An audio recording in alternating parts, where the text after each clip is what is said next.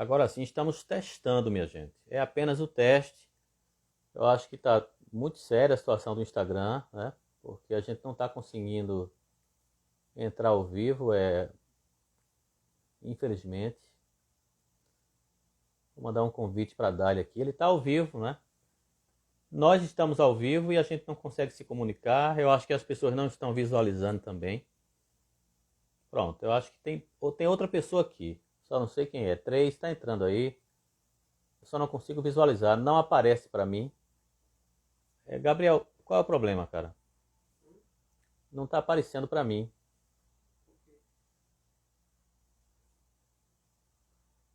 Assim, é como se estivesse congelado. Vê aí no teu Instagram, no teu celular, se tu consegue entrar aqui. Não entra ninguém, não sobe. Aparece 4 pessoas, eu não consigo visualizar ninguém. Dália também não consegue entrar. Bom, tá complicado. Vou mandar um convite aqui para ele. Deixa eu ver quem tá por aqui já. Mauro, Dália, tá aqui, ó. Vamos lá. Eita, rapaz, que é isso aqui? Dália, versão mais recente do Instagram para participar. Meu Deus do céu.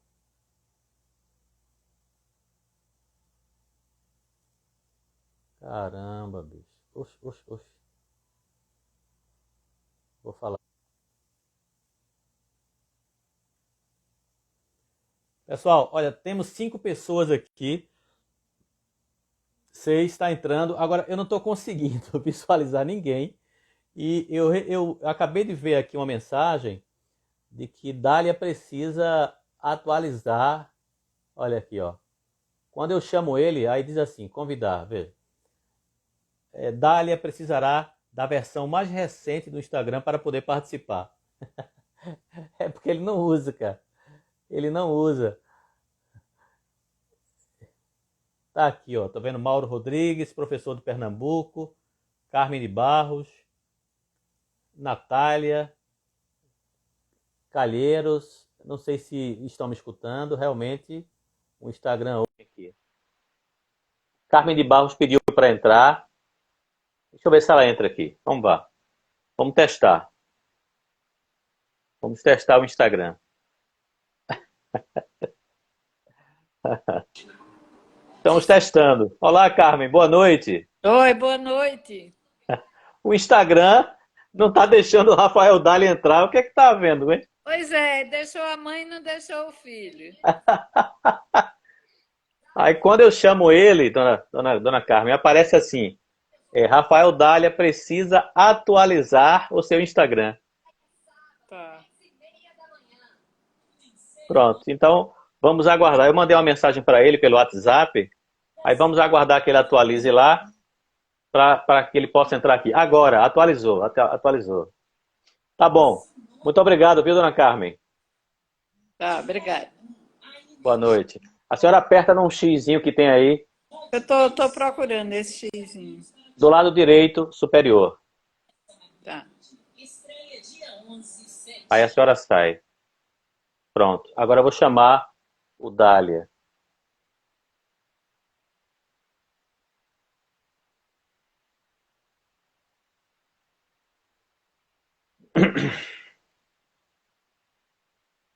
Pronto, acabei de mandar um convite para ele.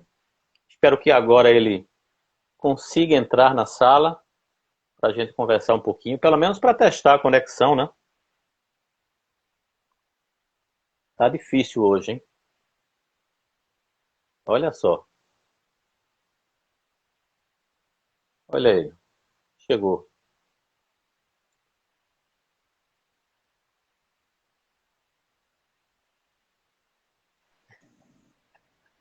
Meu amigo. Entrei. E quando a gente faz aquele planejamento e a tecnologia pronta com a gente, como é que a gente faz? Não faz, né? Improviso. Olha, enquanto você estava tentando entrar aqui, não sei se você viu, eu chamei a tua mãe para a sala e ela entrou, dona Carmen. Foi. Foi, cara, foi. Deixa eu tentar pegar uma posição aqui boa para ficar meu celular. Peraí, viu? Não, tranquilo.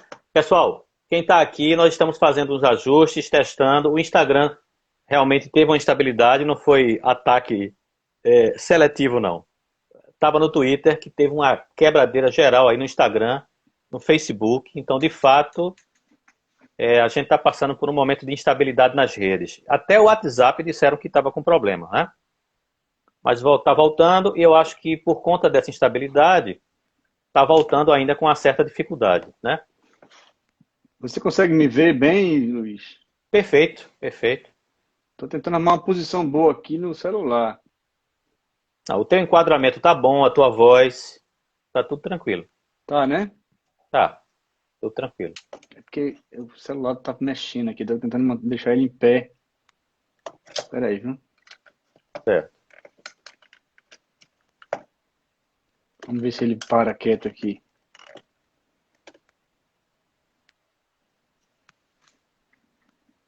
Pronto. Eu tô tentando, porque assim ele tá muito em cima de mim, né? Não, veja bem, tá um pouquinho da sua testa tá cortando. Agora sim, agora tá legal. Aí tem que ficar longe de tudo. Pronto. Deixa eu ampliar aqui o negócio.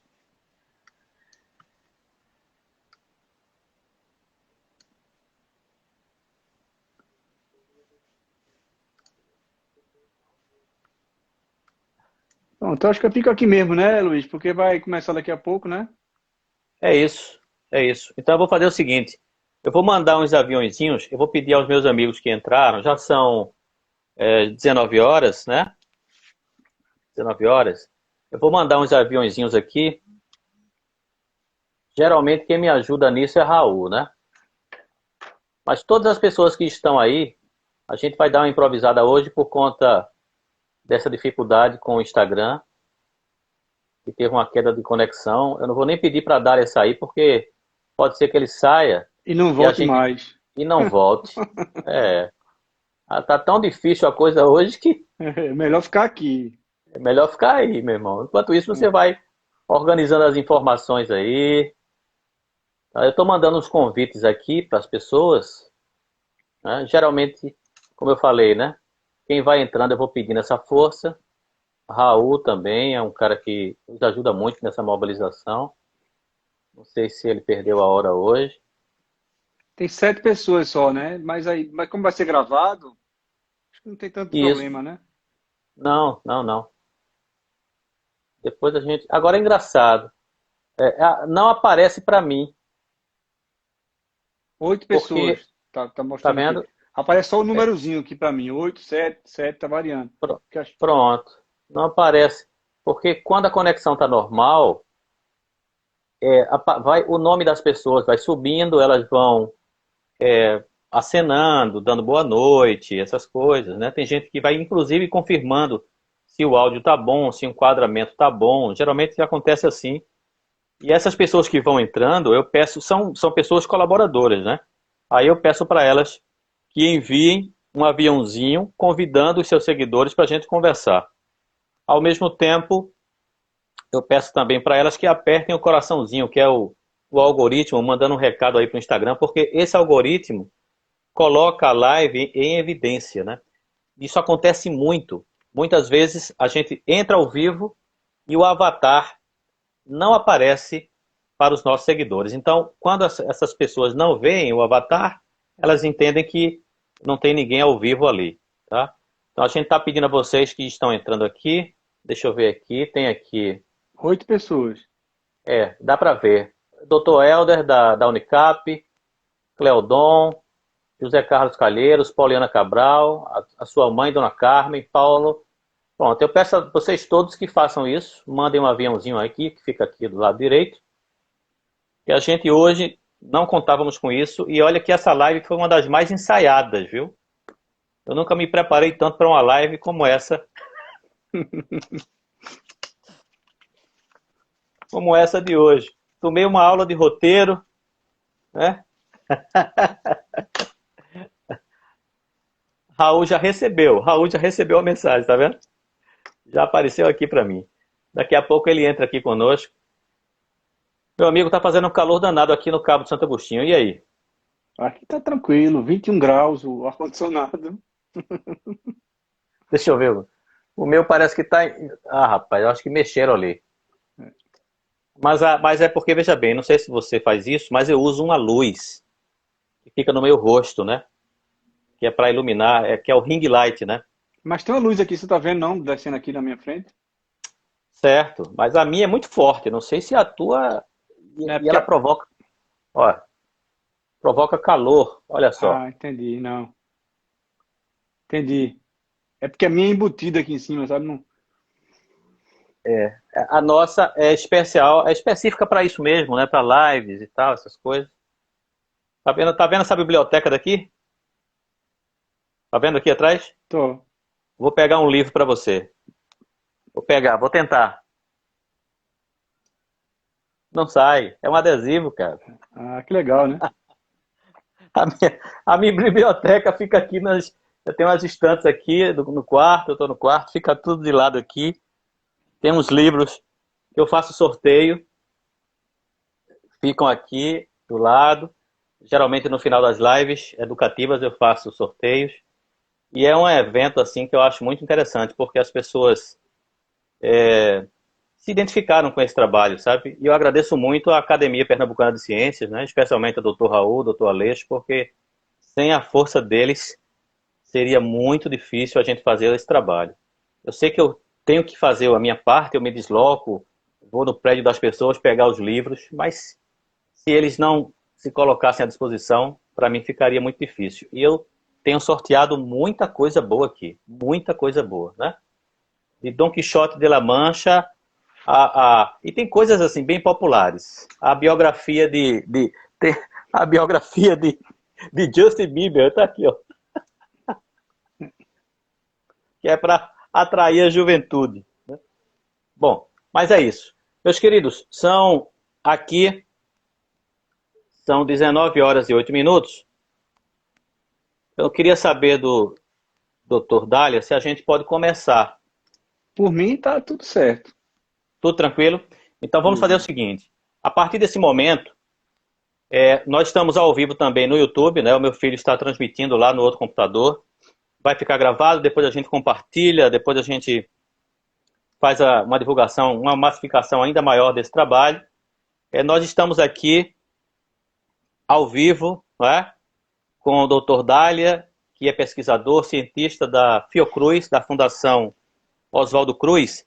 E geralmente quando a gente traz um convidado assim, a gente sempre pede para ele fazer a gentileza. Eu acho isso muito importante, especialmente para os jovens estudantes, né? Para servir como motivação, para mostrar para eles que é possível. Tem gente, principalmente que mora no interior, que não acredita, é incrível isso. Tem gente que acha que, né, não pode ir tão longe porque mora em Escada, em Primavera, em Ribeirão. Aí eu gostaria, doutor Dália, que o senhor falasse um pouquinho, brevemente, sobre a sua trajetória acadêmica, para servir de estímulo para a gente, especialmente para essa garotada que vai ver, aqueles que estão entrando e aqueles que verão depois esta live. Boa noite, Luiz. Eu agradeço o convite.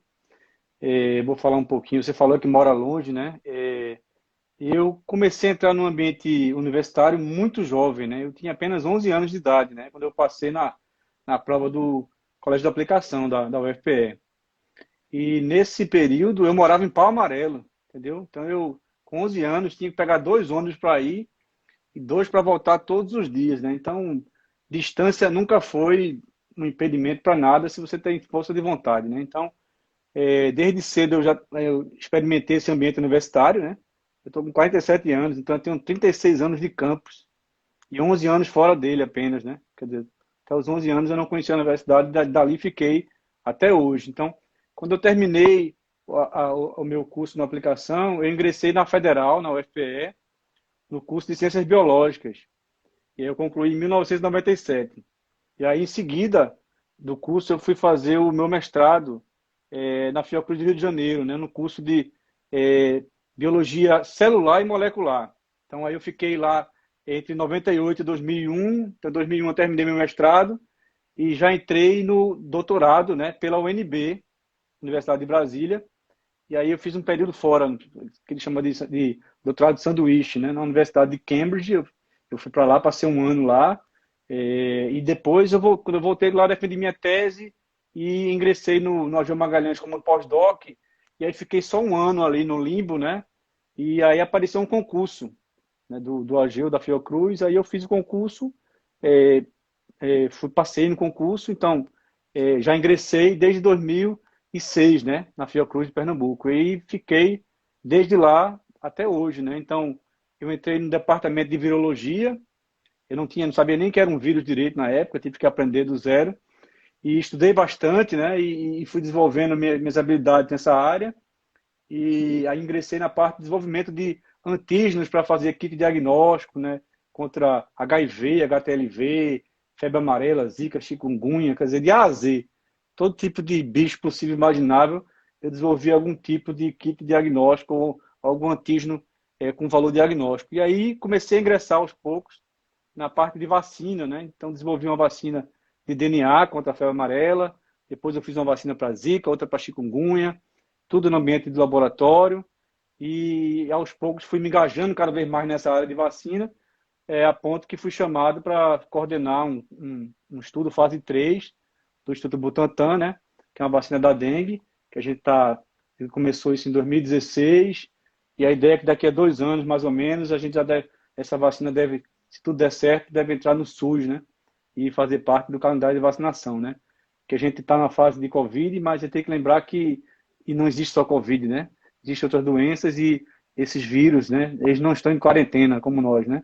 Então a gente tem que continuar trabalhando nesse sentido. E foi isso. E aí estou aqui, né? Com vocês agora. Legal. Doutor Dália, não sei se o senhor lembra, mas assim, eu não sei se o senhor alcançou, vou chamar de senhor, né, mas eu sou mais velho, eu quero deixar bem claro aqui para o público que está nos acompanhando. Você. É Não sei se você melhor. lembra, que o telecurso segundo grau, eu assistia, eu levantava de madrugada, 5 da manhã para assistir, e quando tinha aula de história, a entrada desse telecurso específico era lá vem, senta que lá vem história. Lembro muito bem. Lembra? Pronto. Lembro. Vamos aproveitar, já que o nosso canal é o Mania de History, Mania de História, vamos aprender um pouquinho agora sobre a história das vacinas? Então vamos lá, senta que lá vem história, né? Então, assim, o processo de descobrimento das vacinas, ele foi uma coisa que veio de muitos anos atrás, né? Quer dizer, o ser humano sempre buscou observar na natureza algumas causas de relação e efeito, causa e consequência, e tentar se proteger com outras doenças, né? Então, os primeiros ensaios que iriam dar origem às primeiras vacinas começaram muito tempo, né? Os primeiros registros, né, que se tem na história deve ter começado bem antes. Eu acredito que o ser humano deve ter procurado esse tipo de tecnologia desde a pré-história, desde o hominídeo, do homem primitivo, mas os primeiros registros, né, que a gente está aí é na China, no século X, né? Eles faziam um procedimento, né, que eles identificavam as pessoas que tinham varíola, né, e aquelas pessoas que estavam se recuperando da varíola, eles extraíam dessas pessoas as feridas, né? Que a pessoa, quando está se recuperando de varíola, forma algumas feridas, algumas lesões na pele. Eles extraíam essas feridas, colocavam para secar ao sol, depois eles faziam tipo um macerado, sabe? Eles maceravam aquelas feridas, faziam um pó. E aí esse pó eles colocavam dentro de um bambu e soprava dentro da narina da pessoa. Então, e tinha uma certa eficácia, porque eles viram que aquelas pessoas que recebiam aquele pó pela narina tinham uma certa proteção com relação à varíola, adoeciam menos, né? Não dá para dizer quantos por cento, nem a eficácia, que a gente está falando do século X, né? A gente está falando de muito tempo atrás. Mas aí esse conhecimento tradicional chinês foi passando de geração em geração, sem muita eficácia, até que 8 séculos depois, no século XVIII, esse processo ele foi um pouco mais aprimorado para aumentar sua eficácia. Criaram uma técnica chamada variolação. Né? O que era variolação? Era parecido com essa técnica chinesa. A diferença é que eles extraíam a ferida da pessoa e já injetava diretamente na epiderme do outro indivíduo, que isso aumentava muito a eficácia dessa vacina. E aí, não era vacina, desse procedimento, não tem vacina ainda não. Até porque isso era de alto risco, né? Tinham pessoas que recebiam esse inóculo, adoeciam e faleciam, né? Então existia um certo risco. E até que a esposa, né, a esposa do embaixador britânico na Turquia, né, observou que se usava muito essa técnica na Turquia. E ela própria tinha pegado varíola, e ela tinha cicatrizes severas da varíola na sua pele, e ela tinha um irmão que ela perdeu para a varíola. Então, ela, quando tinha uma filha dela, ela fez, não teve dúvida. Ela viu, observou aquele conhecimento tradicional e praticou a variolação na própria filha. Injetou ferimentos, né, da varíola na filha e a filha sobreviveu, não teve nenhum problema. E essa mulher hoje é conhecida como Lady Mary Montagu, ela que introduziu na Inglaterra a variolação. Tá? Então, essa técnica foi amplamente expandida na Inglaterra. Muitas pessoas receberam essa injeção, embora era uma técnica de alto risco. Até que, no mesmo século, mas já no finalzinho, Eduardo Jenner, né, o famoso Jenner, né, pai da vacina, né, ele fez uma observação que ele viu que as vacas, né, elas tinham umas lesões nas suas tetas bem parecidas com as lesões da varíola no ser humano, né? E aí era um tipo de varíola, era varíola bovina, né? E aí ele observou também que as cuidadoras das vacas, as ordenhadoras, né, elas tinham umas feridas nas mãos com maior frequência, mas ele observou que nenhuma delas, nem os cuidadores, adquiriam a varíola humana. Então ele fez uma observação, ele fez, eu vou fazer um teste. Então ele retirou um pouco de pus dessas feridas de uma ordenhadora e inoculou numa criança de 8 anos. E essa criança adoeceu, teve a forma branda da varíola bovina, mas depois ela se recupera, né? E aí ele faz o teste final, né? Ele retirou um pouco do vírus, né? De uma ferida de uma paciente terminal de varíola. Ela está com uma varíola grave. E injetou nessa criança. Olha o risco, né? E para surpresa dele, na verdade não foi surpresa, ele estava bem embasado tecnicamente, a criança não adoeceu, a criança estava protegida contra a varíola humana. E aí surgia aí, né, a primeira vacina da história da humanidade, né? E não é à toa que a palavra vacina, né, vem do latim vacinus, né? E vacino significa da vaca. Veja como são as coisas, né? Então a palavra vacina significa da vaca. A gente pensa tanta coisa hoje, mas é daí a origem da... Né, interessante, né? Daí o nome da palavra. E aí, no século XIX, né? Já no século XIX, Pasteur, né? Com certeza inspirado em Jenner, né? Que esse experimento de Jenner foi importante para todos os tipos de vacina possíveis e imagináveis da história da humanidade, inclusive para aqueles que não sabem, a vacina de Oxford foi desenvolvida no Instituto Jenner, né? Na Inglaterra, que é um instituto com nome em homenagem a Jenner. E aí Pasteur, com essas observações, ele faz a primeira vacina de laboratório, feita no laboratório, né? Que foi a vacina contra a cólera de galinha. Né? Nessa época era um problema a cólera de galinha. A cólera na galinha, os criadores, quando uma galinha adoecia de cólera, ela morria a criação inteira. Né? E aí Jenner observou aquilo ali, foi o que ele fez. Ele isolou a bactéria que causa a cólera de galinha, colocou numa placa de cultura e esperou aquela cultura envelhecer, ficar velha. Né? Ele estava aí atenuando, né? Enfraquecendo a bactéria. Né? E aí, depois que essa bactéria estava frágil, ele pegou 2 galinhas como experimento, inoculou essa bactéria envelhecida na galinha, a galinha adoeceu, não teve sequela, mas aí depois ele desafiou a vacina, a galinha, com a cólera selvagem. E o que aconteceu? As galinhas sobreviveram, não se contaminaram. Surgiu aí a primeira vacina feita no laboratório, que foi a vacina contra a cólera de galinha. Depois, Pasteur continuou fazendo seus experimentos, ainda fez mais 2 vacinas, uma contra a raiva e outra contra o antraz. Tá? E aí chega o século XX. Aí no século XX a coisa deslancha mesmo, né? Quer dizer, com essas observações tradicionais, o ser humano começa a fazer todo tipo de vacina imaginável, embora eram vacinas tradicionais, eram vacinas baseadas em vírus, né? Ou bactérias, ou enfraquecidas ou inativadas, né? Essa do Butantan de hoje, Coronavac, é inativada. Então, essas observações, então, aí surgiram aquelas famosas vacinas, né? A vacina da tuberculose, que é a BCG, né? Para quem não sabe, é bacilo da tuberculose. A BCG é bacilo Calmette Guerin. Calmette e Guerin foram os inventores, né? Então, o nome da BCG é alusão a eles. Aí surgiu depois a vacina da febre amarela, que foi uma vacina que foi um médico chamado Max Taylor, que mais na frente ele ganhou até o prêmio Nobel, né? De medicina por causa dessa vacina. E aí foram surgindo essas vacinas. Sabin fez uma vacina emblemática, né? Ele conseguiu atenuar o vírus da poliomielite, né? e ele fez uma coisa que importantíssima na época e que as pessoas hoje não praticam, né? Que ele abdicou de qualquer direito de royalty financeiro. Ele abdicou da patente, né? O que ele queria é que essa vacina fosse aplicada na maior quantidade de pessoas no mundo, né? Ele não teve essa ganância, né? Que a gente está vendo hoje, né? Essa discussão em volta das vacinas de Covid, que muitas pessoas querem quebrar a patente, mas não conseguiram, né? Por causa de interesses econômicos, né? Então, aí a coisa foi evoluindo, aí na década de 70, aí começa a surgir novas tecnologias. O ser humano começa a manipular o DNA e começa a fazer as vacinas de proteína, que são chamadas de vacinas de subunidade proteica, né? Que hoje em dia são as mais usadas, né? A gente tem mais vacina para subunidade proteica do que qualquer outra no calendário de vacinação.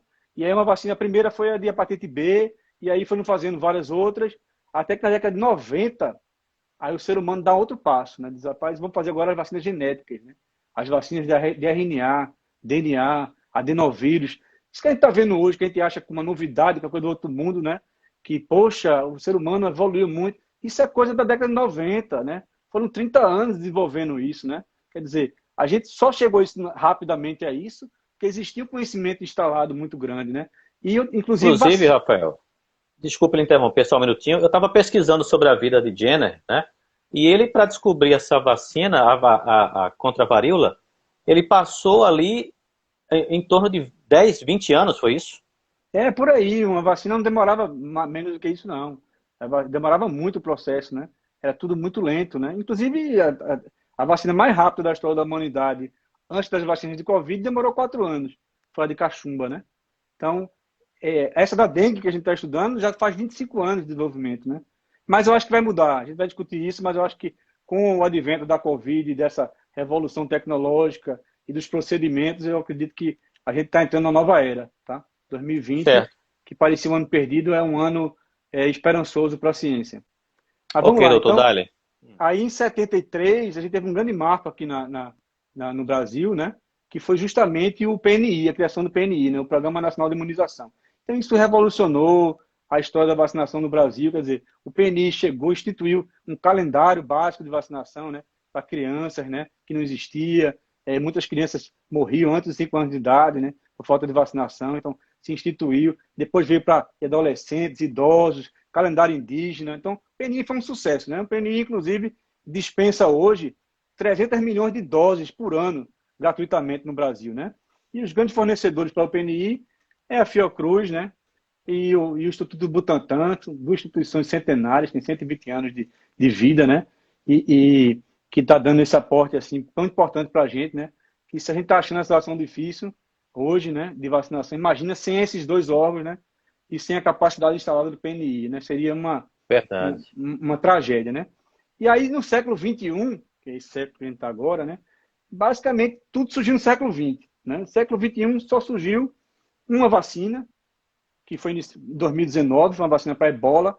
A gente teve um problema de ebola na África, era muito difícil conter o vírus, existia um risco de pandemia de ebola, e aí se correu atrás de uma vacina. Então, em 5 anos e meio, se fizeram uma vacina para ebola, 2019. E daí vem 2020. Aí 2020 a coisa muda de figura, né? O ser humano se depara com uma situação inédita, né?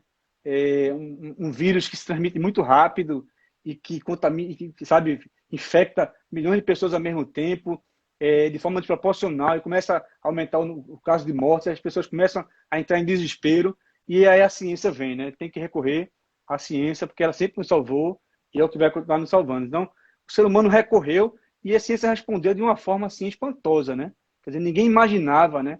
Ninguém sem consciência que fosse possível, né? Chegar onde chegamos em um ano, né? Hoje a gente tem, Luiz, 86 vacinas sendo testadas em seres humanos.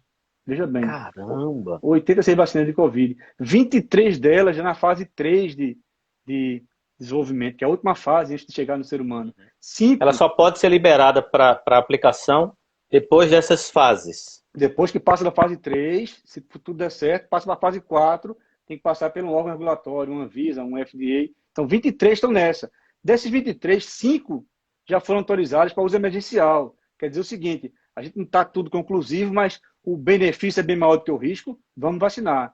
E 8 delas já estão aprovadas para uso em massa, inclusive aqui no Brasil, né? Como a de Oxford e a da Pfizer estão aprovadas para uso irrestrito, né? Então, isso é uma coisa assim espantosa, né? Então, hoje, assim, a gente tem no mundo todo, eu fiz um levantamento no G1, 740 milhões de vacinados. Veja, só no Brasil são 22 milhões, que não é muito, é pouco. A gente sabe que tem problema no Brasil, a gente sabe que esses 22 milhões, eles equivalem, desses 22 milhões, quem tomou 2 doses, equivale a 3%, menos de 3% da população, né? E a gente está falando aí que para a gente poder chegar, vislumbrar um cenário melhor, a gente teria que vacinar 140 milhões de brasileiros, né? Até o final do ano, né? Então a gente tá meio longe disso, mas eu acho que é um alento.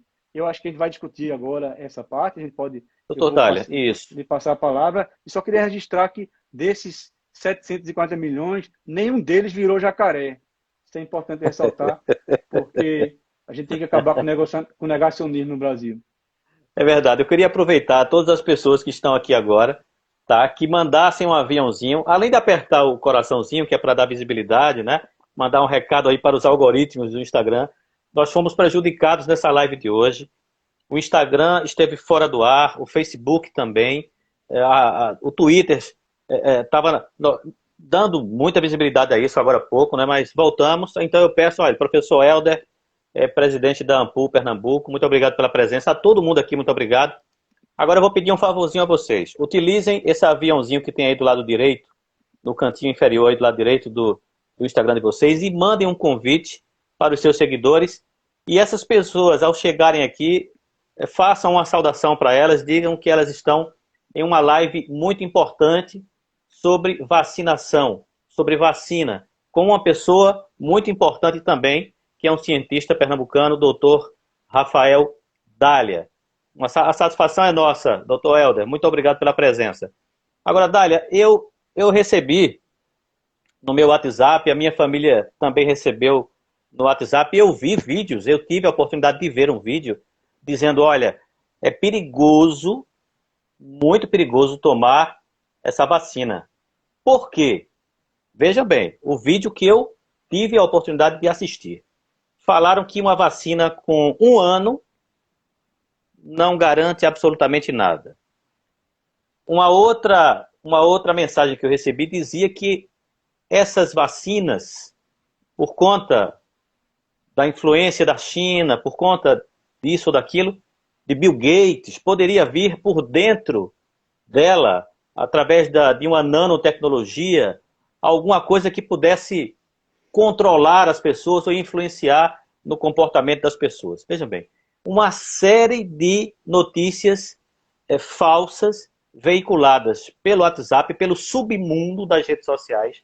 E muita gente, doutor Dália, muita gente mesmo, infelizmente, está se negando a tomar vacina no Brasil, e não só no Brasil. Então eu gostaria que o senhor falasse um pouquinho sobre esse tempo necessário, né? Esse avanço tecnológico, o senhor já tocou no assunto, mas eu gostaria que o senhor reforçasse, para que as vacinas estivessem à disposição das pessoas, e quanto à segurança, a importância da gente se vacinar, não só para não virar jacaré, mas para não adoecer, não morrer, e garantir que toda a população brasileira possa sair desse estágio dificílimo que nós estamos vivendo, porque não há aceleração da economia sem saúde pública, né? Bom, eu passo a palavra para o senhor. Bom, vamos por parte aí. Primeiro vamos falar assim que o negacionismo, né? Porque isso é negacionismo. Quando você inventa essas histórias de trancoso, né? De um chip tecnológico que vai transformar a gente em robô, não tem nem pé nem cabeça, né? A gente não tem nem o que discutir isso. Assim, é um desserviço, né? Para a população. E o negacionismo, ele vem de muito longe, né? Jenner, quando descobriu a vacina lá, né? Nos tabloides da época, lá nos jornais ingleses, circulava imagem de pessoas nascendo chifres, vacas brotando dos seus corpos, né? Como uma piada, dizendo assim, olha, como é que a gente vai tomar uma vacina que é feita numa vaca, né? Que é tirada de uma vaca, né? Quer dizer, o próprio Papa, Pio VII, Papa da época, ele disse que era um absurdo um ser humano injetar em você mesmo a linfa de um animal inferior, entendeu? Então, o negacionismo vem do século XVIII, né? Passou pelo século XIX com Oswaldo Cruz, né? Quando Oswaldo Cruz tornou a vacinação obrigatória, as charges era conferência sinistra, Era uma coisa assim, como se ele tivesse aliado da febre amarela, da peste bubônica, da varíola, né? Quer dizer, esse negacionismo ele não é de hoje, né? E a gente tem que combater. Eu acho que esse tipo de conversa que a gente está tendo aqui hoje é para combater isso, né? Porque a vacinação, ela veio para revolucionar a história do ser humano na Terra, né? A nossa meia-vida, a nossa permanência nela aumentou muito, né? A expectativa de vida da população aumentou muito com as vacinas, né? E a mortalidade infantil também. 20% das crianças, elas faleciam antes dos 5 anos de idade, antes das vacinações. É porque as pessoas parecem que não aprendem com a história. A história se repete, né? E essa não é a primeira pandemia, né? Nem é a única. Não acredito que seja a última também. Tem tudo para existir outras, né? Então, o primeiro ponto é esse. Eu acho que a gente tem que combater, a gente tem que mostrar que a vacina é importante. E eu acho, assim, que a gente, numa época dessa, né? A gente ainda tem que dizer que vacina é importante. É uma coisa surreal, né? Mas com relação ao tempo rápido dessas vacinas, eu estou com medo de fazer essa vacina, porque essa vacina demorou um ano para ser feita, eles pularam muitas etapas. Como eu falei no começo, né? Tem uma série de diferenças aí, né? A gente tem uma bagagem científica muito forte, né? Já existia várias vacinas sendo feitas para esse vírus, inclusive para coronavírus, né? Tem uma vacina de adenovírus para o MERS, né? Que é o primo do SARS-CoV-2, que não veio à tona porque o SARS-CoV-2 atropelou tudo, né? Mas as coisas já estavam caminhando. Vacina para Zika, para chikungunya, com essas tecnologias novas já existia. Então, essa bagagem científica permitiu uma rápida adaptação para as vacinas de Covid. Então, não é que ela surgiu do zero. Ela tinha já um corpo, né, sólido. E o que aconteceu também foi o volume de informação compartilhada, Luiz. Foi uma coisa assim, extraordinária, né? E a quantidade de recurso financeiro. Se investiu bilhões. Nunca se investiu tanto em vacina na história da humanidade. Se a gente tivesse feito um investimento desse lá atrás, a gente talvez nem estivesse passando, está passando hoje, né? A gente teve que entrar numa situação dessa, catastrófica, para poder as farmacêuticas investirem, né? E os governos, né? Não precisava, mas tudo bem, foi feito. Outra coisa que acelerou muito foi a questão que você acabou de falar das fases, fase 1, fase 2, fase 3, né? Isso era feito assim, só se começava uma fase quando se terminava a outra. Com essas vacinas, não. Todas as fases aconteceram de forma simultânea. Você começa o experimento no animal, passa para a fase 1 em humano, passa para a fase 2, para a fase 3, tudo acontecendo simultaneamente. Isso acelerou muito, né? E outro ponto que permitiu também essa velocidade foi a circulação do vírus, né? A gente perdeu o controle. Então, isso é ruim para a raça humana, mas para quem está desenvolvendo vacina, tem uma certa utilidade, né? Porque se eu estou fazendo um estudo de vacina e minha população vacinada lá está exposta ao vírus, rapidamente, se alguém adoecer no meu estudo, eu vou saber se ele tomou vacina ou tomou placebo, né? Eu rapidamente vou estimar a eficácia. Então, isso permitiu que se estimasse. Agora, esses fatores todos são importantes. Mas o mais importante deles todos, Luiz, foi a urgência. A gente não tinha tempo para esperar um método tradicional de 20 anos para escrever uma vacina. A gente está com 4 mil pessoas morrendo num dia aqui no Brasil, né? Como é que a gente ia esperar 20 anos para desenvolver vacina? A gente tinha que partir para frente. Agora, só reforçando, segurança existe. Passaram por órgãos regulatórios, pela Anvisa, pelo FDA. O que a gente está presenciando aí são estudos de fase 4, né, populacionais, onde essas vacinas estão mostrando serem muito efetivas. Quem viu o jornal hoje e ontem, na Inglaterra, reduzindo 60% os casos de Covid, né? Em Israel, 80% das internações. A gente está falando aí que vacina está vindo para reduzir o risco, não para piorar, né? Que o risco hoje é não vacinar, Luiz. É não vacinar. É. Não só Israel, mas parece que o Reino Unido está apresentando índices muito satisfatórios, né? Estados Unidos, Austrália, vários países que conseguiram vacinar bastante estão apresentando um retorno satisfatório. Isso, agora, quem se antecipou, né? Comprou as vacinas antes, fez lockdown e tratou a ciência como é para ser tratada, com seriedade, né? Tá. Sobre essa questão de antecipação, explica aí pra gente, porque aqui no Brasil fica-se num jogo de empurra, de responsabilidade. Parece que o governo federal culpa o STF, culpa prefeitos, culpa governadores. Historicamente no Brasil, quem sempre centralizou, quem sempre promoveu campanhas de vacinação? Eu acho que isso é um esclarecimento importante. Olha, é o governo federal, né, quem negocia e quem abastece o PNI. Né? O PNI, ele funciona por excelência. O PNI é muito bom, capilarizado, tem milhares de postos de saúde, tem eficiência. Agora, você não pode fazer mágica. Para você vacinar as pessoas, você tem que ter a vacina, né? E a responsabilidade de comprar a vacina é do governo federal, né? Então, a gente não pode eximir jamais um governo, né? E a gente está falando aí desses países que estão se vacinando, Luiz, eles compraram milhões de doses antecipadamente de diversos fornecedores, né? Mas aí existia um risco, né, de não funcionar. Mas as farmacêuticas precisavam de recurso para desenvolver. Então, quem pagou antes e assumiu esse risco, obviamente teve contratos favorecidos, né? Quer dizer, receberam as vacinas antes. Agora, o que é curioso é que no meio do ano passado, em agosto, a Pfizer ofereceu ao Brasil 70 milhões de doses negociar para que essas doses fossem entregues em dezembro do ano passado, né? Então, cada vacina depende da eficácia, né? Quer dizer, você para estimar quantos por cento da população tem que ser vacinada, o número de pessoas, você tem que ver a eficácia. Quanto menor for a eficácia de uma vacina, mais pessoas você tem que vacinar, né? Quanto maior for a eficácia, menos pessoas. Então, com a vacina da Pfizer, se a gente fosse usar só ela no Brasil, se a gente vacinasse 80 milhões de brasileiros com 2 doses, a gente teria alcançado a imunidade de rebanho. Então, quando se ofereceu para a gente 70 milhões de doses, né, só querendo tornar essa linguagem bem acessível, ofereceram para a gente imunizar 43% da população brasileira em dezembro do ano passado. E sabe o que o governo fez? O governo federal negou. Então, agora o governo está comprando 100 milhões de doses da Pfizer. Tá? Mas o problema não é só comprar a dose, é o time. A gente está falando de uma doença que cada dia importa, né? Cada dia são milhões de pessoas no mundo, milhares. Aqui no Brasil, 4 mil pessoas morrem num dia. Então, a gente está falando que não é um mês, 2 meses, né? É cada dia importa. Então, a gente negou, né, esse aporte da Pfizer. E aí, quem nega, sai atrás. Quer dizer, a gente está aí agora. Agora tudo bem, a gente está até com a programação razoável, a gente está estimando aí o governo, depois que desse caos, né, epidemiológico que a gente está vivendo, existe a perspectiva de se adquirir 523 milhões de doses, né, de 7 fornecedores diferentes, que é importante, é fundamental, assim, antes tarde do que nunca, tem que comprar mesmo. E aí pode vir outra pergunta assim, Luiz, dizer, poxa, mas quantos milhões a gente precisa, né? Porque se a gente tem a Coronavac já e a de Oxford, né? Quanto a gente precisaria vacinar? Com essas duas que a gente tem, Luiz, a gente precisaria vacinar 140 milhões de brasileiros, tá? Aí a pergunta é, então por que comprar 523 milhões, que é muito mais do que seria necessário, né?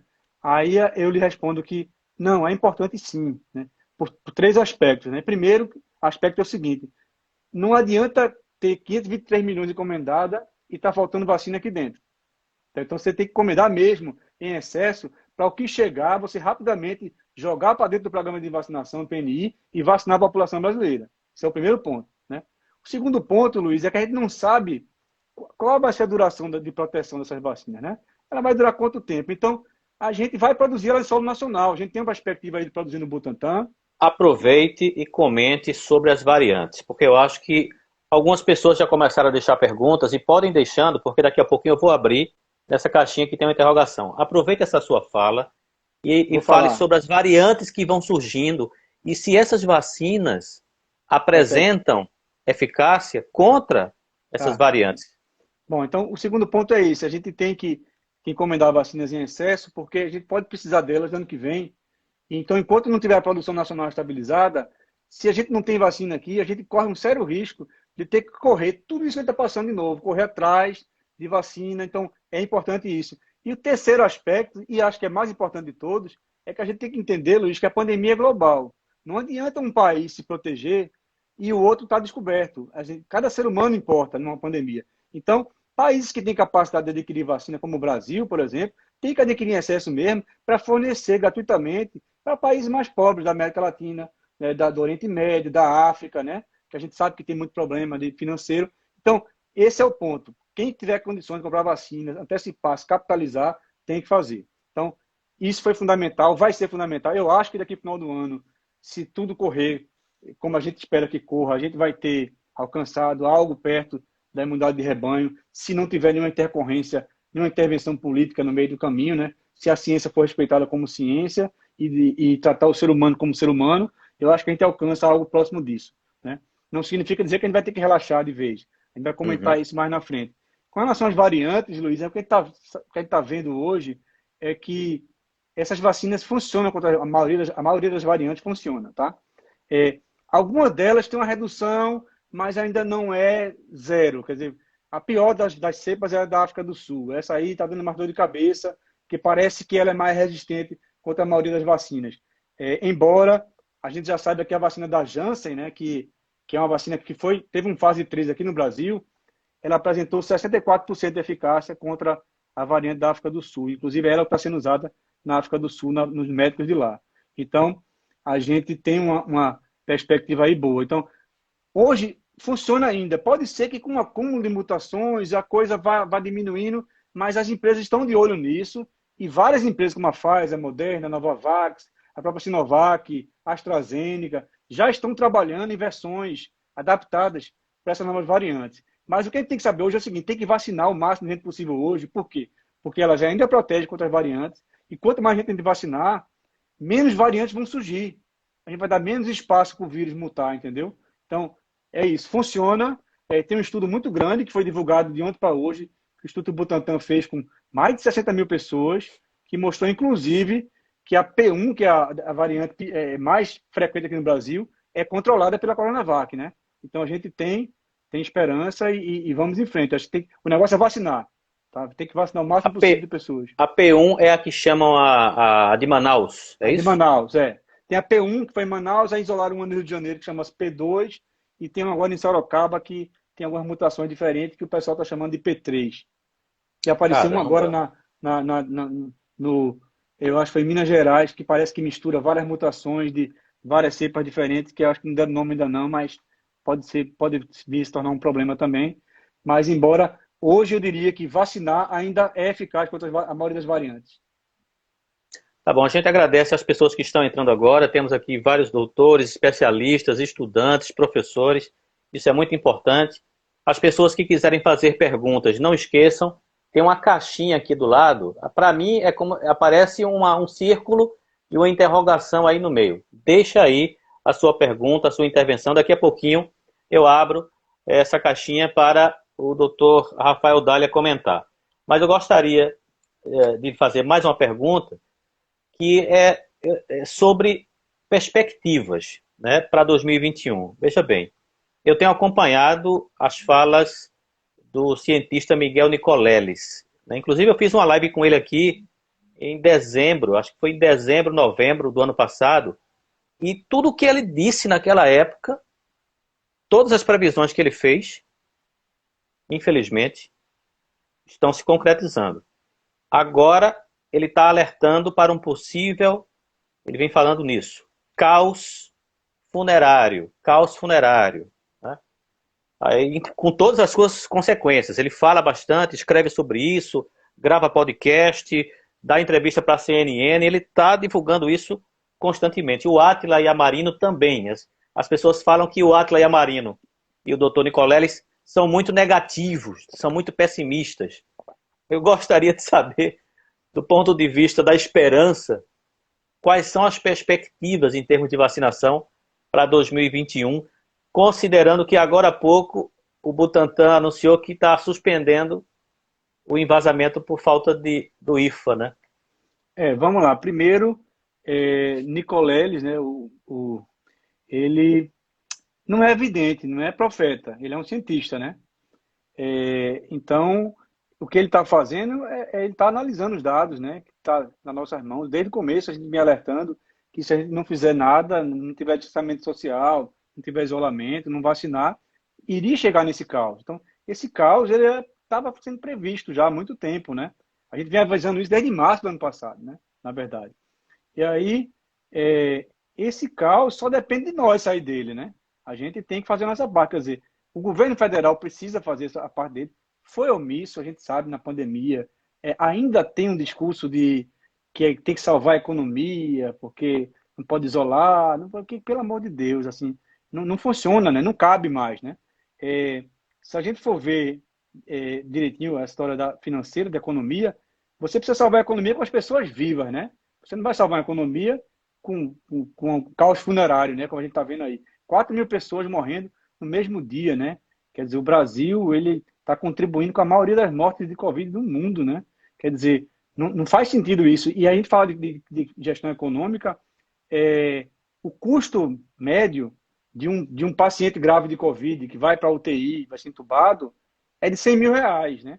A gente está falando aí que pelo menos 2.000 pessoas estão procurando esses serviços por dia, né? Então, quando consegue, né? Então, a gente está falando de um custo Brasil aí de R$ 200 milhões por dia, com pessoas que estão sendo entubadas e que metade delas estão morrendo, né? Então, será que isso o que é custo? Será que se esse valor, que é de R$ 1 bilhão a cada 5 dias, tivesse sido investido em auxílio moradia, auxílio benefício, né? O auxílio emergencial, para que as pessoas não precisassem sair de casa e se comprasse vacina, como os países sérios fizessem, a gente estaria passando por isso, né? Países como Israel, que vacinou 60% da população e que continua com lockdown, com distanciamento, né? Eles vão sair muito mais rápido, eles vão recuperar a economia muito mais rápido, porque eles fizeram um investimento na população, né? Na saúde da população. Então, assim, esse caos, ele pode ser revertido ainda. O custo é muito alto, porque muitas pessoas já morreram, não tem como voltar atrás. E muitas já vão morrer, porque não tem como, não é um botão de liga e desliga. Vamos botar um botão agora que vai parar de morrer gente no Brasil. Não vai. As curvas de morte nos Estados Unidos era mais alta que a nossa, né? Quando mudaram de governo lá e que adotaram outra postura e que começaram a vacinar em massa, as curvas se cruzaram, né? Então a gente está vendo hoje uma redução drástica, né, nas internações nos Estados Unidos, 80% pelo menos na redução de casos graves e de hospitalização. Então, porque tomaram a medida correta e vieram colher esses efeitos, né, depois disso, não foi imediato. A gente também tem essa chance, né, de fazer isso, né? Se eu estou dizendo que a gente encomendou 523 milhões de doses, vamos, à medida que ela for chegando, a gente for vacinando a população e parar com essa história de que tem que gerar economia, que as pessoas têm que sair para trabalhar num coletivo lotado, né? Que os empresários não precisam, né? Então é fácil você mandar o povo para a rua se você não precisa passar por isso, né? Porque é quase um genocídio, né? É assistido, né?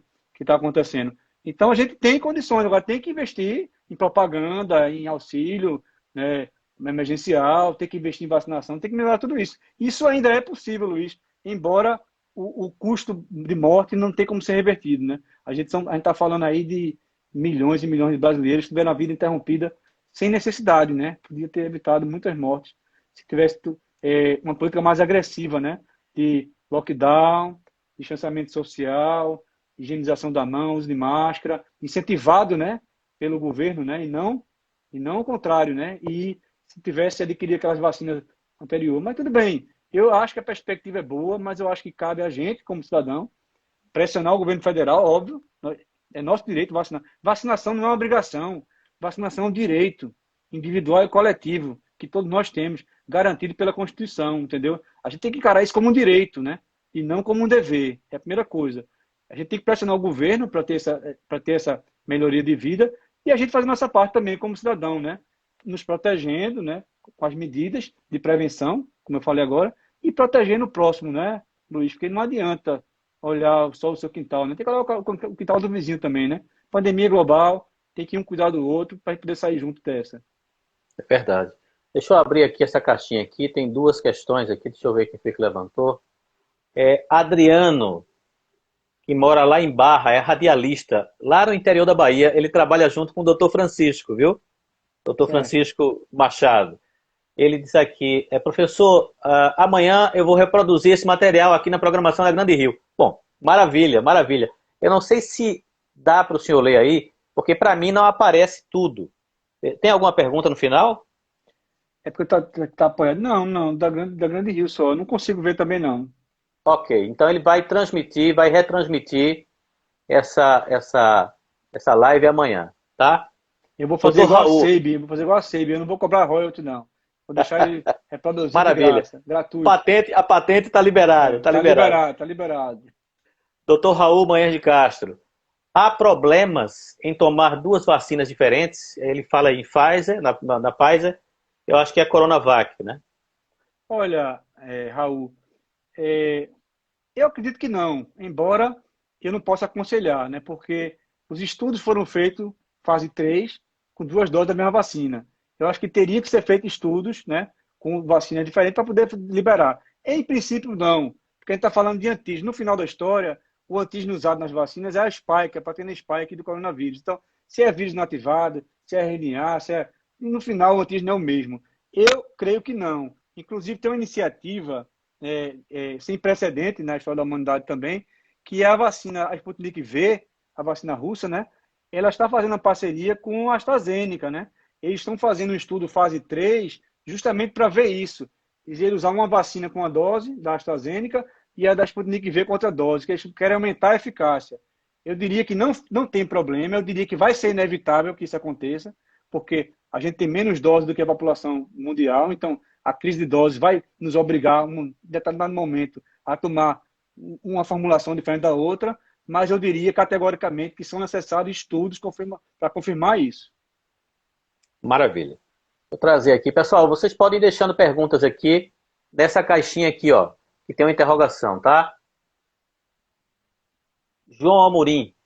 Onde deu certo o lockdown? Em país grande. Em país grande. Quando ele fala país grande, assim, eu acho que todo país é grande, né? Mas em termos de território, Inglaterra deu certo. Foi tardio, né? Inclusive acusaram muito o Boris Johnson, né, o primeiro-ministro, que ele ter negligenciado, mas depois que fizeram, funcionou bem, né? Israel, que é um país relativamente pequeno, funcionou bem. Estados Unidos, em determinado momento, apesar dele ser enorme, né, em alguns locais deram muito certo, como Nova York, né? Eu acho assim que não depende do tamanho do país, depende da organização dele, né? E da forma como ele lida com o seu povo, né? Eu acho que vai funcionar em qualquer lugar, independente do tamanho. O Vietnã tem 100 milhões de habitantes aproximadamente, Pois é, 1.400 quilômetros de fronteira com a China. 1.400. Não tem 100 óbitos no pois é, Vietnã. pois é. É porque algumas pessoas acham que só é possível se fazer isso em países pequenos. Aí Israel, por exemplo, é pequeno, tem uma população pequena. Pois é, então vamos trazer aqui a próxima. Mauro Rodrigues. Mauro Rodrigo, que é estudante do ensino médio lá no município de Escada. Quantas pessoas conseguiram se curar da Covid-19 no Brasil até agora? Eu não faço ideia, até porque o número de subnotificação é muito grande, né? A É gente, verdade. com certeza tem muito mais gente infectada do que o que é reportado na mídia. E eu vou lhe confessar, não vou citar o nome, né? Mas um colega de trabalho meu, não vou citar o nome, por uma questão ética, né? Só descobriu que estava infectado porque foi se submeter a uma cirurgia no joelho. É possível, né? Estávamos trabalhando juntos, É. normalmente. Tem muitos casos assintomáticos, né? O grande problema dessa pandemia é justamente esse, né? O número de assintomáticos é muito grande e eles transmitem o vírus, né? Então, é muito difícil você estimar a taxa de prevalência em cima de uma pessoa que não tem, né, sintoma, né? Deixa eu ver aqui. Poliana Cabral, o que o Dr. Dália acha sobre a quebra de patentes? Eu sou a favor. Por mim, eu acho assim, ainda mais numa situação de pandemia, eu acho que a gente não deveria pensar nem 2 vezes. Tem que quebrar as patentes mesmo até a situação se ajustar. Isso foi feito no Brasil já, né? Com relação o remédio anti-HIV, né? O coquetel, né? A gente quebrou essa patente e salvou milhares de vidas, né? Então, não é diferente para a Covid-19. Eu acho que não deveria ter patente. Eu acho que numa situação de pandemia, eu acho que não deveria estar pensando, ninguém está pensando em lucrar, né? Antes de salvar a vida do ser humano, né? Eu sou a favor de quebrar a patente. Não sei legalmente, como é que isso funcionaria. Uhum. Adriano Garotinho, lá do interior da Bahia. Professor, os assintomáticos não poderiam ser melhor estudados? É uma provocação. O problema é justamente esse, você teria que fazer triagem em massa, né? Teria que triar, fazer teste diagnóstico, que a gente não tem nem diagnóstico para quem está doente. A pessoa vai numa UPA para fazer um exame de Covid, passa 30 dias para receber o resultado, a gente sabe que a quarentena são 14 dias, então, quando a pessoa vai receber o resultado, já faz 15 dias que ela ou se curou ou faleceu devido ao Covid. A gente não tem nem suficiente para quem está contaminado. Então, a gente precisa evoluir nesse aspecto, né? Para você ter ideia, na China teve um carregamento de comida lá que aparentemente estava contaminada com Covid e teve uma infecção num local lá, numa província, e aí eles cercaram o lugar, fizeram mais de 2 milhões de diagnósticos para isolar as pessoas que estavam contaminadas e fazer o rastreamento de contato, quem teve contato, para poder aquilo não se alastrar. A gente não tem isso no Brasil, a gente não tem. O que a gente viu foi um bocado de kit de diagnóstico apodrecendo sem ninguém usar, por motivos que ninguém entende, né? É isso, a gente teria que ter produção de kits, né, independente, ou aqui de mais kits. Eu acho que a gente não tem essa logística, a gente não levou a sério a pandemia, como deveria ter sido feito. Danilo Fonseca, do município de Escada. Doutor Rafael, se tem dados de quantas vacinas são produzidas no Brasil? Produzidas, que você fala, não é de Covid, de todas as outras, né? Uhum. Acho que sim. Olha, a gente tem 23 vacinas que são feitas aqui no Brasil, para o SUS, né? Vai direto para o PNI. Basicamente, 75% dessas vacinas são feitas pela Fiocruz e pelo Butantan. Em torno de 23 vacinas são fabricadas aqui. O João Amorim está perguntando, insistindo sobre o lockdown. Em quais países deu certo? Eu acho que, não sei, doutor Você Rafael. acabou de citar o Vietnã, né? Pois é. Mas você pode repetir, Vietnã. O Vietnã, É. 1.400 quilômetros de fronteira com a China. 1.400, eu vou repetir, Tá. com a Então, China. deixa eu citar um menorzinho. China. Pois é. China fez lockdown. Pois é. Pesado. Esses países asiáticos, por que eles conseguem fazer isso? Isso tem a ver com a cultura dessas Tem sim. dessas populações? Eles são acostumados já com pandemia, né? Já tiveram várias. Populações grandes são mais susceptíveis a isso. Então, eles têm um protocolo respiratório, né? Um japonês, um chinês, quando ele está com gripe normal, uma gripe comum, ele já usa máscara, ele já evita ir para o trabalho, ele já se afasta das pessoas. Ele tem essa cultura de protocolo respiratório já neles mesmo, enraizado neles, entendeu? Então, facilita a menor dispersão. Agora, voltando ao lockdown, China fez um lockdown exemplar, certo? Com a maior população do mundo, tá? E com território vastíssimo. Então, eu acredito que a resposta do território grande, do país grande, é China. E economicamente está retomando.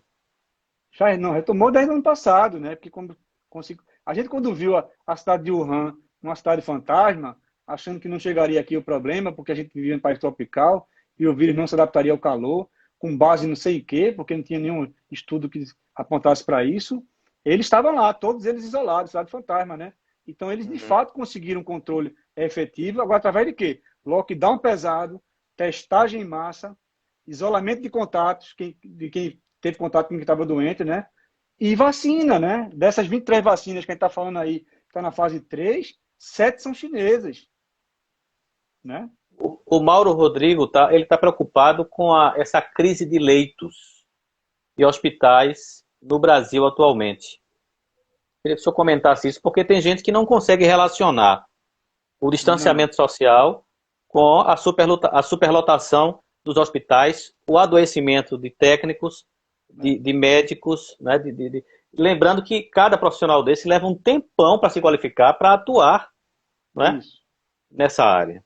Muitos deles faleceram também, né? Em decorrência da pandemia, né? É isso, gente. É um vírus muito transmissível, né? É muito difícil controlar um vírus desse. Então, quando a gente quis fazer o isolamento, a ideia era de achatar a curva, né? A ideia não era que ninguém não pegasse o vírus. A ideia é que as pessoas fossem pegando em momentos diferentes, né? Porque se você pega muitas pessoas se infectam ao mesmo tempo, essas muitas pessoas juntas vão procurar o serviço de saúde e não vai ter leito para todos eles. Então, a ideia de achatar a curva do isolamento é que as pessoas fossem se infectando de forma gradual, né? E a ideia de vacinar é melhor ainda, é que as pessoas não se infectem. Então, a ideia de achatar a curva também é dar tempo das vacinas chegarem, não é isso? Para a gente poder evitar essa catástrofe que está vendo hoje. O fato é que a gente está sem se isolar da forma como era para se isolar e sem vacina suficiente. Isso é uma combinação explosiva, né? Que está levando ao agravamento da quantidade de leitos. Aí muitos estados, né, também fizeram hospitais de campanha que foram desativados, né? Porque achavam que não ia ter mais aquele problema, né? Agora, acharam baseados em quê? Não foi a ciência que falou isso. A ciência está dizendo, por A mais B, que existe causa e consequência. Quanto mais aglomerar, mais vai ter gente infectada, não tem mistério. E quanto mais infectado tiver, mais pessoas vão procurar o serviço de saúde ao mesmo tempo e não vai ter leito. A gente está falando que semana passada tinha 700 pessoas no Rio de Janeiro para um leito de UTI. Quer dizer, eu não sei o que é que falta para que as pessoas entendam da associação direta de aglomeração com essa crise sanitária que a gente está vivendo, né? Isso não é de Doutor, agora. Isso é verdade. teve várias pandemias, né? Lá atrás, a da gripe espanhola teve que ter a mesma coisa, teve que ter isolamento. Morreu milhões de pessoas, né? A gente está repetindo os mesmos erros e perguntando as mesmas perguntas, que as respostas já estão óbvias. Parece que negar a história não é a solução, né? Muito pelo contrário, né? Olha, Hilda de Escada, a mamãe dela, eu vi a foto, ela colocou nas redes sociais, foi vacinada recentemente. Eu não sei se foi a primeira ou foi a segunda dose. Aí eu acho que ela, preocupada com isso, está perguntando: gostaria de saber se a pessoa tomando as duas vacinas ainda corre risco de se contaminar com a Covid. Vamos lá. Corre. A palavra correta não é contaminar, Luiz, é infectar. Tá? Infectar. Não é Ok. contaminação, é infecção. Tá? Só para corrigir, porque é importante, a gente, como é um canal de ciência, da educação, né? E a gente disseminar a informação de forma correta. Infecção é diferente de contaminação. Contaminação é por química, material radioativo, entendeu? No caso de um vírus, é infecção. Corre sim, Ok. porque a gente está falando que vacina... Olha, não existe vacina 100%. Você não vai tomar uma vacina que ela vai lhe proteger para 100%. Não existe nenhuma na Terra. Então, quando você toma uma vacina, você ainda corre o risco de se infectar e de transmitir o vírus, né?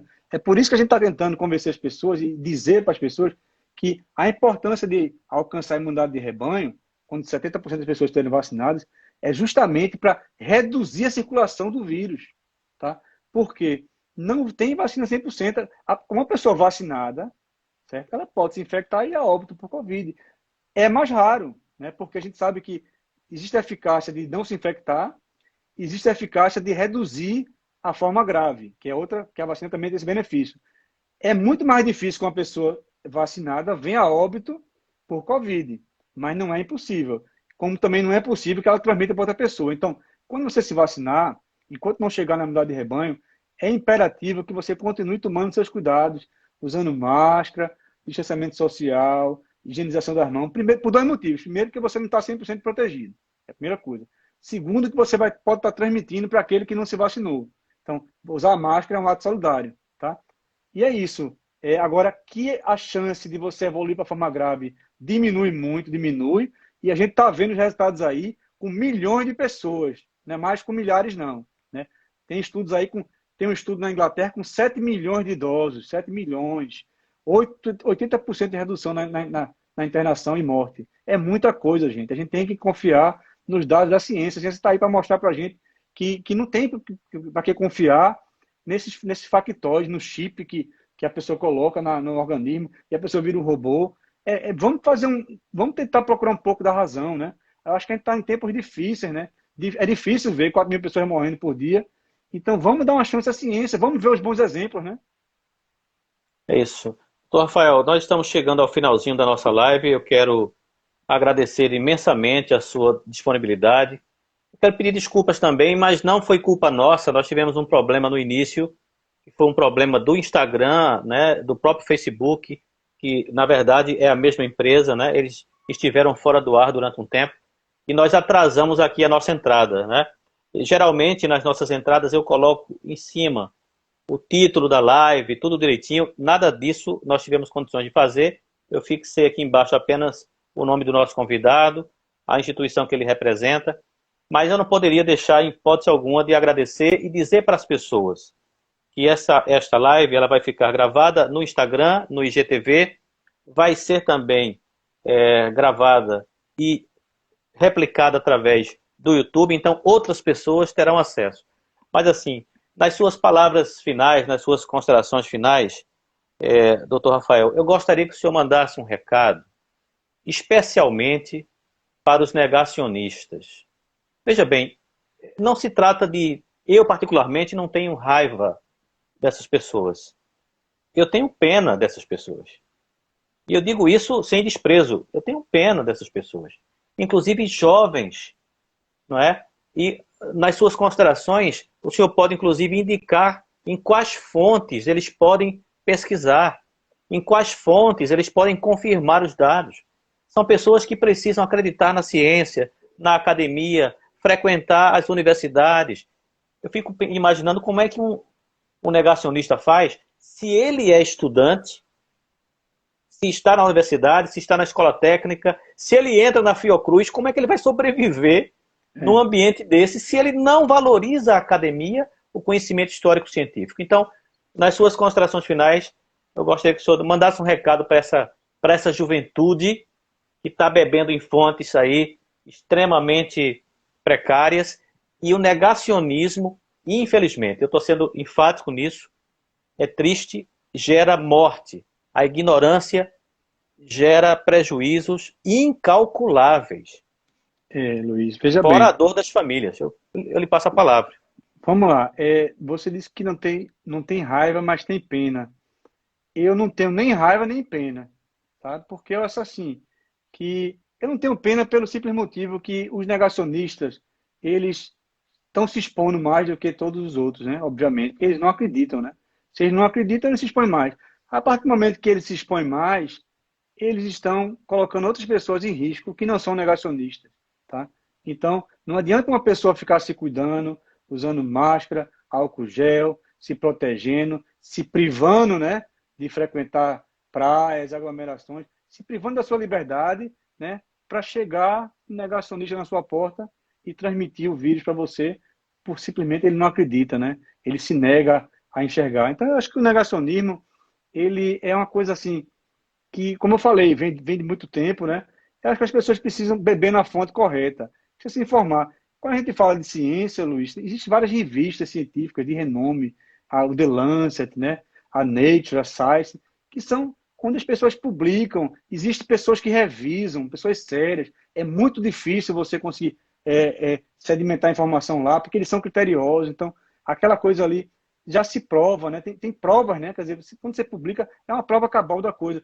A gente está vendo aqui, se você assiste televisão, qualquer pessoa que vê uma mídia comum, não estou falando de ciência, está vendo aí que os países tendo benefícios enormes, né? Israel, com 60% da população vacinada, tá? Já está praticamente andando na rua quase que livremente. Reino Unido, 60% a menos de transmissão de Covid. Tá? Isso são estudos populacionais. A gente não está falando mais de uma, duas, três pessoas, não. A gente está falando de milhões de pessoas. Né? E a gente está vendo tudo isso e a pessoa está dizendo, isso foi o quê? Por que lá está sendo diferente daqui? Porque lá eles estão começando a voltar a ter uma vida normal e a gente está com 4.000 mortos em um único dia. O que é que está se fazendo diferente de lá para cá? Faça essa análise. Né? O que é que está diferente? A Austrália, Nova Zelândia, onde a primeira-ministra fechou tudo lá, por que eles estão voltando ao normal e a gente não? Então, gente, é assim, o negacionismo é muito triste, né? Porque você está negando a ciência, né? A ciência se esforçou durante muitos anos, né? Para conseguir mudar a nossa vida, nossa história na Terra, né? Quer dizer, a gente tem aí um arsenal de vacinas que foram produzidas, que são negadas, né? Por muitas pessoas. Tem pessoas que diziam que vacina causava autismo, né? Depois foi descoberto que o médico que falou isso falsificou documentos. Ele perdeu o diploma dele, gente. Então, e aí, mesmo ele perdendo o diploma, mostrando que era mentira que ele tinha falado, tem pessoas que citam ainda esse artigo, tem pessoas que ainda acreditam nisso, gente. Então, pelo amor de Deus, assim, o que eu digo ao negacionista é o seguinte, olha, seja solidário, cara. Pense na sua vida e pense na vida do próximo, né? Tente se informar, né? Saia da bolha, né? Porque informação de qualidade existe.